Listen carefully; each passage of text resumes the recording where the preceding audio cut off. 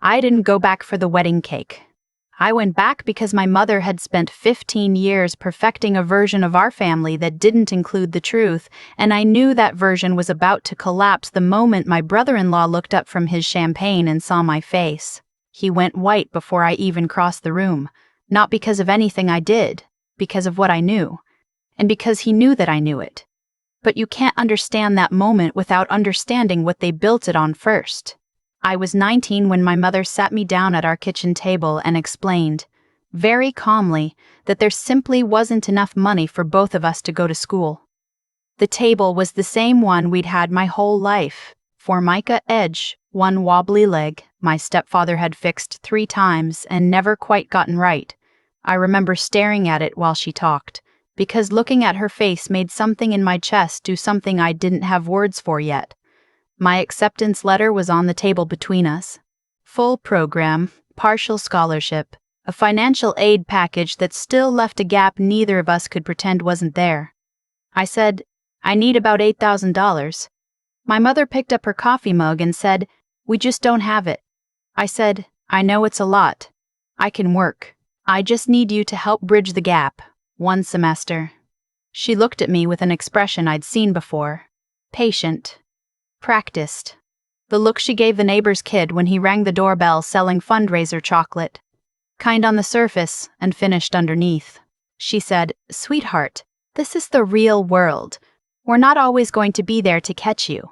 3 months later, my younger sister got a car. Not a used car with high mileage, and a prayer, a new one. White, with a sunroof. My stepfather drove it home on a Saturday morning with a bow on the hood. A bow. I watched my sister scream and run down the driveway in her socks. I watched my mother laugh and pull out her phone to take photos. I watched my stepfather stand there with his arms crossed and that proud look he always had when he did something expensive for one of us. One of us. I should say, for her. He said, she works hard. She deserves it. No one looked at me standing in the doorway. No one needed to. I tried one more time. I went back to my mother in February with a new plan. A smaller loan, a payment structure I'd mapped out on notebook paper, a part-time job already lined up. I had done the math 8 different ways. I laid it out like a business case because I'd read somewhere that sometimes you have to speak the language people understand. My mother listened. When I finished, she said, I talked to your stepfather. We just think it's important that you learn to do this yourself. I said, you're not asking her to do anything herself. My mother's face changed. Not much. Just enough. She said, your sister has different needs. I said, who does that mean? She didn't answer. Just picked up her coffee mug again. Different needs. I turned that sentence over in my head for years. Different from whose? From mine? Or just different in ways that made hers worth funding and mine worth watching drown. I withdrew from school in March. Quietly, without telling anyone because I already knew what they'd say. My mother would say I was being dramatic. My stepfather would say I should have planned better. My sister would probably not say anything, because my sister existed in a world where difficulty was something other people mentioned, not something that touched her. I packed 2 bags and moved into a room in a house with 4 other people I found through an ad online. The room smelled like old carpet and someone else's cooking. I worked 2 jobs that first year. Grocery store during the day, a restaurant at night. I ate whatever the restaurant let employees take home. I got very good at calculating exactly how much I could spend at the grocery store without going over. My mother called once in June to ask how I was doing. I said, fine. She said, see, you're figuring it out. I didn't say anything to that. I just said I had to go to work. What I actually did was sit on the edge of my bed in that room that smelled like old carpet, and I thought about the word independent. I thought about how certain people use it the way you'd use a gift wrap, to make a plain box look like something more than it is. They were teaching me to be independent the way you teach someone to swim, by letting them fall off a boat, and calling it a lesson. That was the night I started taking the classes. Not college. I couldn't afford college. I started with online certifications, accounting, then corporate finance, then a forensic accounting module I found through a professional organization that offered reduced rates for people under 25. I studied after my night shift, sometimes until 2 in the morning, on a laptop I'd bought secondhand that took 4 minutes to boot up. It took me 3 years to get my first real job. A bookkeeping position at a small firm, unremarkable but real. I showed up early. I stayed late. I asked questions of people who found the questions annoying, because I needed to know more than the questions annoyed them. 2 years after that, I passed the CPA exam on my first attempt. The senior partner at the firm, a woman named Harriet who had the handshake of someone who had been underestimated her entire career and had decided to make everyone remember it, took me to lunch that Friday. She said, "Most people need 2 tries. Sometimes 3. I said, I didn't have the money to fail twice. She looked at me for a moment and then she said, "Good, remember that." I did. My family resurfaced the way families do when something shifts in their favor. The first call came 4 years after I left. My mother's voice was bright, untroubled, the voice she used at church potlucks and neighbor barbecues. She said, "We've been thinking about you so much." I waited. She said, "Your sister is having some trouble with her lease. You know how landlords can be. If there's any way you could." I said, "I can't." My mother said, "She's family." I said, "I know." A pause. Then, "You've changed." I said, "I grew up." She didn't call again for 2 years. By the time I was 29, I had moved into a different kind of work. Forensic accounting, the kind that lives in the space between finance and law, where numbers stop being just records and start being evidence. I worked with a firm that handled financial investigations, fraud cases, asset tracing, corporate audits for litigation. We were hired by attorneys, by banks, by companies that needed someone to look at what their own people had been doing while no one was watching. I was good at it in the way I was good at everything I taught myself to do. Without fanfare. Without an audience. Just precision and patience and a very high tolerance for the parts of the job that were ugly. My supervisor once said I had the emotional temperature of a glacier. I took it as a compliment. Then, about a year into that position, a file crossed my desk as part of a broader corporate fraud investigation. A chain of transactions, multiple accounts, a pattern of misrepresented liabilities. One of the subsidiary names involved a holding company I didn't recognize. Standard enough. I went through the documentation the way I always did, methodically, beginning to end. 2 hours in, I found a name I did recognize, not in the fraud. Adjacent to it. One of the principals connected to the holding company was a man named Owen Calloway. I sat with that name for a long time. Then I pulled up the secondary documentation. Same birth date, same business address in the city where my sister had moved 3 years ago. Owen Calloway was my sister's husband. I closed the file. Opened it again. Looked at it for a very long time. He wasn't the subject of the investigation. He was connected to someone who was. The line between proximity and culpability in financial cases is real, and it matters, and I knew exactly where his name sat on the right side of it. But the case I was working touched companies he had signed his name to, and in my world, that meant something. I notified my supervisor immediately, told him I had a personal connection to a secondary name in the file. He reassigned that portion of my work to a colleague the same afternoon. 3 days later, I received a wedding invitation. Heavy paper. Gold print. My mother's name at the top, my stepfather's name beneath it, proud co-signatories of a celebration I had not been asked about and had not been invited to plan. Inside, a smaller card, a dinner welcoming Owen to the family. Formal. Optimistic. My sister's handwriting on the envelope. I hadn't spoken to my sister in almost 4 years. I looked at the invitation for a long time. Then I RSVP'd yes. The venue was the kind of place my mother had been mentally booking since the 90s. High ceilings. Chandeliers that cost more per fixture than I'd made in my first 3 months of work. Waitstaff in black with little white towels over their arms. The kind of room where everyone is performing a version of themselves they've been rehearsing. I wore a dress I'd bought for a professional function the previous fall. Dark blue, structured. Not flashy. I wasn't there to be flashy. My mother saw me from across the room and her face did something complicated, not warmth. Something closer to recalibration. She crossed to me with her arms out the way she does and said, "You came." I said, "You invited me." She said, "You look wonderful." I said, "Thank you." My stepfather appeared at her shoulder. He'd gotten older in ways I'd catalogued without meaning to, a little smaller, a little more careful in how he moved. He hugged me and said, "It's good to see you, kid." And I believed that he meant it in the way people mean things when the cost of meaning them has already passed. My sister was across the room, luminous in the way brides are made to be luminous. She looked up and saw me and went very still for just a moment. Then she smiled and came over and hugged me hard, and I hugged her back. Because whatever the history was between us, she had not entirely chosen it. She said, "I'm so glad you're here." I said, "You look beautiful." She did. I meant it, and then her husband saw me. Owen Calloway was tall, with the kind of face that opens doors at networking events. A good handshake face, a let me tell you about my vision face. He was across the room talking to a group of men in suits when he turned and our eyes met, and I watched the color leave his face with the slow certainty of a tide going out. He knew who I was. Not because we'd ever met. Because 3 days before this dinner, his attorney had called my firm as part of the investigation process.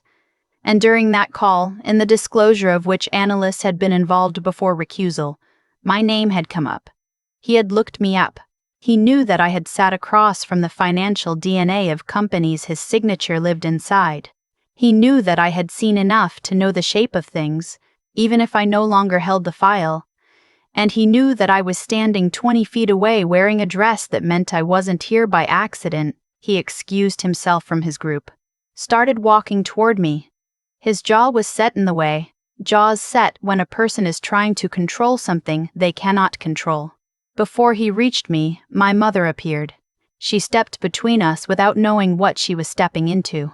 She turned to me and said, with the particular brightness she reserves for rooms full of witnesses, "What exactly do you do these days?" "I never quite understand it when you explain it." I said, "I work in financial investigation." My mother laughed lightly. "That sounds terribly serious." I said, "It can be." And then, because she had an audience and an old habit and a version of me she'd been maintaining for 15 years, she said, "Well, I hope it's paying the bills better than your last attempt at something." The room didn't go silent. It was a dinner party. There were other conversations, other clinks of glassware, but the 3 or 4 people in our immediate orbit heard it. My sister heard it. Owen heard it. He had reached us by then.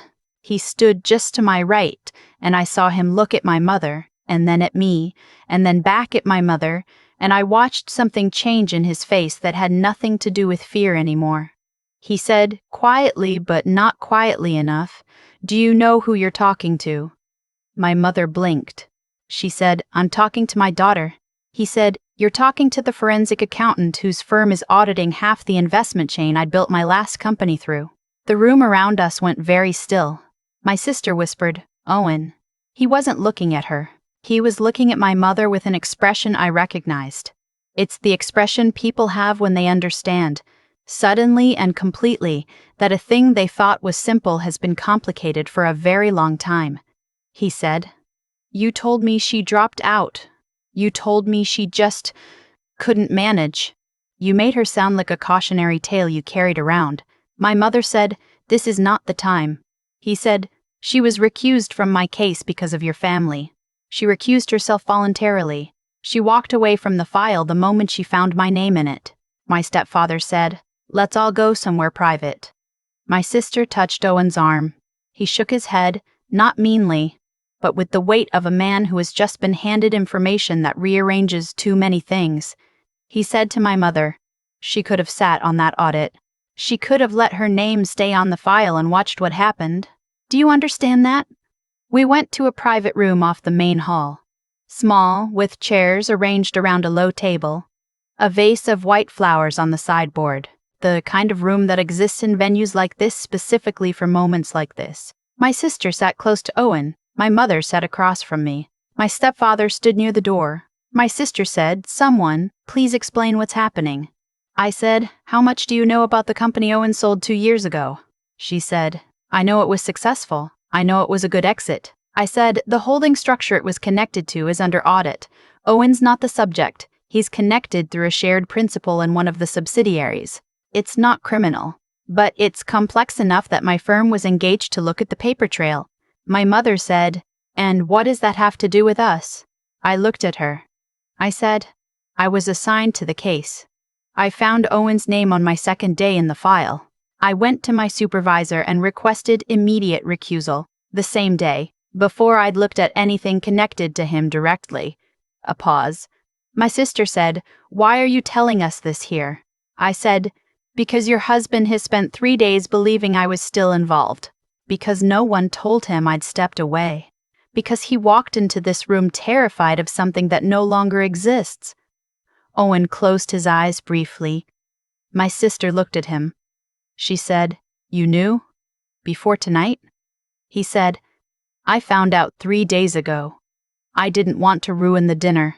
I didn't know. He looked at me. He said, why didn't you reach out? I said, I wasn't sure it was my place. He said, it would have been appropriate under the circumstances. I said, maybe. But I also knew this dinner was happening, and I knew this was the first time I'd been in the same room as my family in 4 years. And I thought there were things that needed to be said in person. My mother said, so this is all just an excuse to make a scene. Owen said sharply, Marlene. She stopped. It was the first time I'd ever seen my mother stop. He said, she recused herself. She protected me from a conflict she didn't create. And you're sitting here acting like she showed up to cause problems? My stepfather put his hand on my mother's shoulder. She didn't shake it off, but she didn't soften either. I reached into my bag. I took out a folder, not thick, not dramatic, just 5 pages clipped together, and I set it on the table. My stepfather said, what is that? I said, it's the financial aid timeline from the year I left school. My mother's face went carefully neutral. I said, I pulled it because I needed it for something else, actually. A case I worked last year involved a student aid recalculation scheme, parents misrepresenting financial support to affect eligibility. I was reviewing the methodology, and when I pulled my own records to cross-reference how the documentation typically worked, I opened the first page. I said, I found a form. Filed the same month I withdrew. Listing active parental financial contribution. My stepfather went still. I said, the form indicated you were providing ongoing support, which made my withdrawal look voluntary and fully supported. It also reclassified part of my remaining aid eligibility, which was redirected within the same academic year. My sister said, I don't understand. I said, gently, you received a car that spring. Silence. Not the dramatic kind. The kind that sits on people's chests. My sister said very quietly, the timing. I said, I'm not saying you knew. I don't think you knew. I think you were 17, and you got a car, and you had no reason to look for a connection. She looked at my stepfather. She said, did you know about a form? He said, I don't. It was so long ago. My mother said, this is ancient history. Owen said, potentially fraudulent ancient history. My mother's voice went sharp. No one is going to prosecute anything from 15 years ago over a clerical's, Owen said. It's not clerical if it was deliberate. His tone wasn't cruel. It was the tone of someone in his industry who had seen what deliberate looks like, dressed up as mistake. My stepfather sat down heavily. He rubbed his face with both hands. He said, I signed what your mother put in front of me. I didn't read it carefully. I should have. My mother said, Robert. He said, Marlene, stop. That was the moment the room changed. Not because anything exploded. Because my stepfather, who had spent my entire childhood being the cautious one, the one who avoided choosing, the one who stood in doorways and rubbed his forehead, had finally chosen. And he'd chosen in the wrong direction. My sister started crying. Not loudly.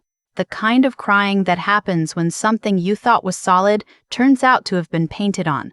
She said, we told everyone she just quit. We said she couldn't handle it. I said, I know. She said, I said that. I said that to people. I said that to people. I said, I know. She said, I believed them. I said, I know you did. That's not the same as it being true. Owen put his arm around her.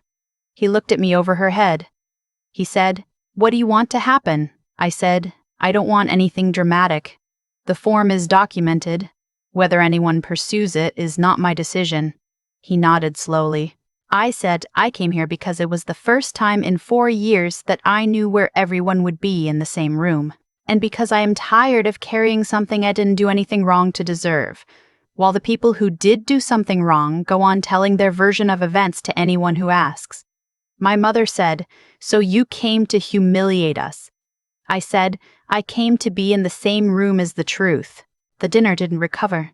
How could it? The music outside resumed and the guests went on not knowing, which was its own kind of mercy. My sister didn't come back to the main hall that night. Owen made an appearance, brief, controlled, the face of a man managing a situation. I drove home with the folder on the passenger seat. I didn't feel triumphant. I want to be honest about that.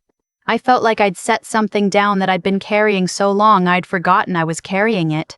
The way you forget a backpack is on your shoulders until you take it off and suddenly your whole spine adjusts. 2 weeks later, my stepfather called me, not my mother. Him. He said, "I want to talk to you without her. Is that okay?" I said, "Yes." We met at a diner near the highway, one of those places with laminated menus and coffee that comes already poured.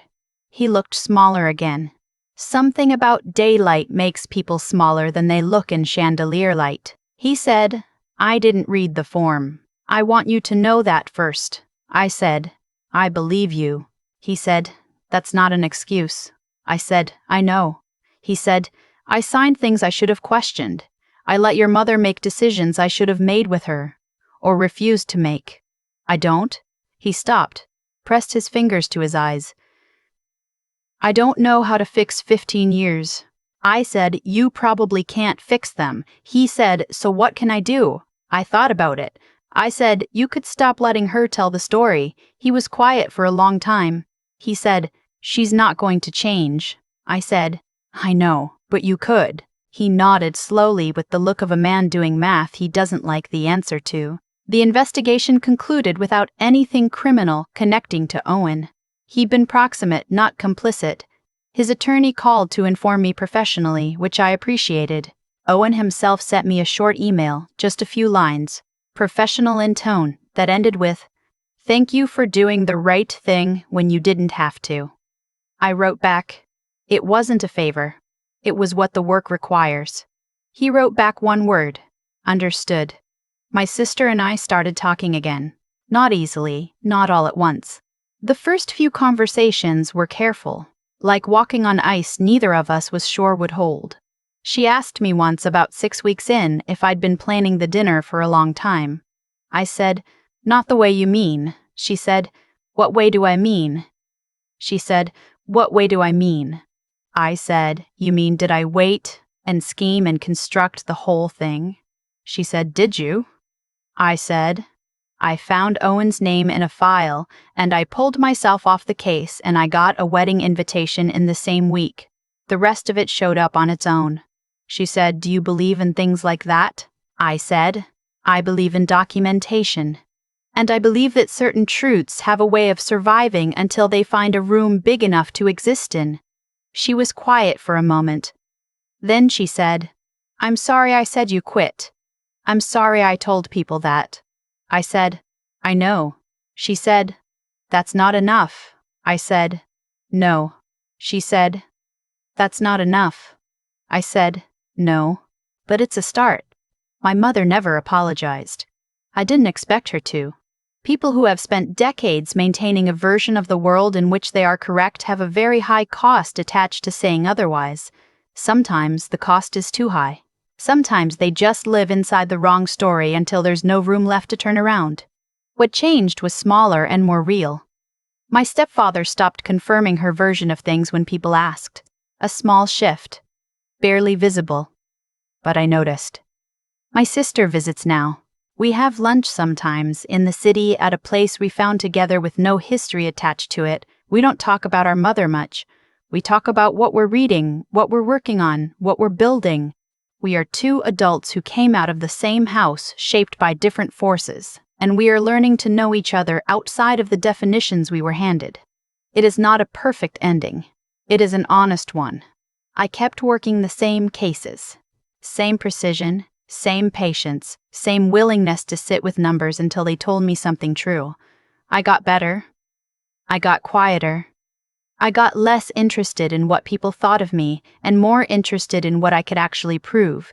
Someone asked me once if the dinner had been worth it, if exposing everything had made anything better. I said, I didn't expose anything. I just stopped pretending the thing was buried. They said, what's the difference? I said, when you expose something, you're trying to destroy it.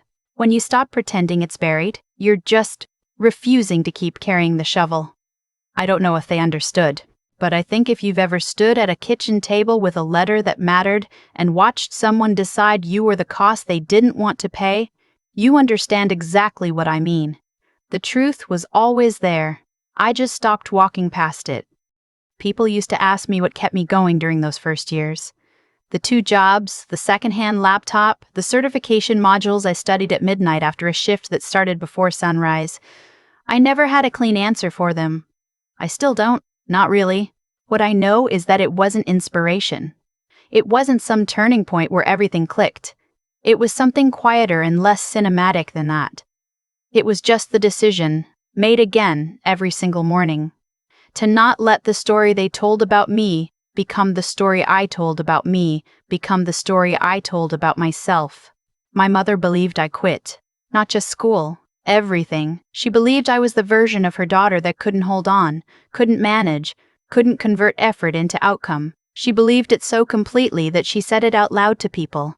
She handed that version of me to my sister, to family friends, probably to anyone who asked where I'd gone, and for a long time that story existed in rooms I wasn't in, doing damage I couldn't see.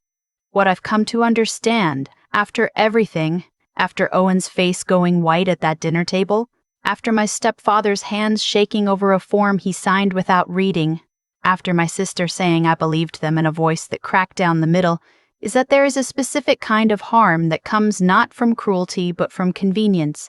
My parents didn't hate me. That would have been simpler. They just found it more convenient to invest in my sister, and more convenient still to explain my absence as a personal failure rather than a structural one they'd helped build. Convenience is quieter than malice. It doesn't announce itself, it just accumulates. The thing about building a life on your own terms, without the infrastructure other people take for granted, is that it does something to your relationship with evidence. You stop believing in things you can't verify. You start trusting documentation over narrative, because narrative can be edited and documentation cannot. That's not cynicism. That's just what happens when you've watched the same story get rewritten enough times by people who had more to gain from one version than another. I didn't go to that dinner to destroy anything. I went because 10 years is a long time to carry something that was never yours to carry, and because sometimes the only way to put something down is to walk it back to the place it started and leave it there. What I couldn't have planned was Owen. The coincidence of his name in a file, the ethics of recusal, the way truth has a way of finding its own geometry when you stop trying to force it into a shape. I did the right thing professionally because the work required it, not because I was building toward a moment, but the moment happened anyway. That's not fate. That's just what integrity looks like when it runs long enough. Eventually, it intersects with something that matters. My sister said to me once, during one of our careful lunch conversations, that she spent years thinking I was the cautionary tale, the one who couldn't manage. She said it quietly with her eyes on the table, and I didn't rush to fill the silence because some silences need room. What I wanted to say, what I think is the truest thing I know, is that the cautionary tale was never about me. It was about what happens when the people who are supposed to hold you up decide that holding you up costs too much, and what happens after that, when you have to decide whether to spend your life proving them wrong or just building something real. I chose the second one. It took longer. It required more. But it was mine in a way that nothing funded by their approval ever could have been, and in the end, that turned out to matter more than I expected.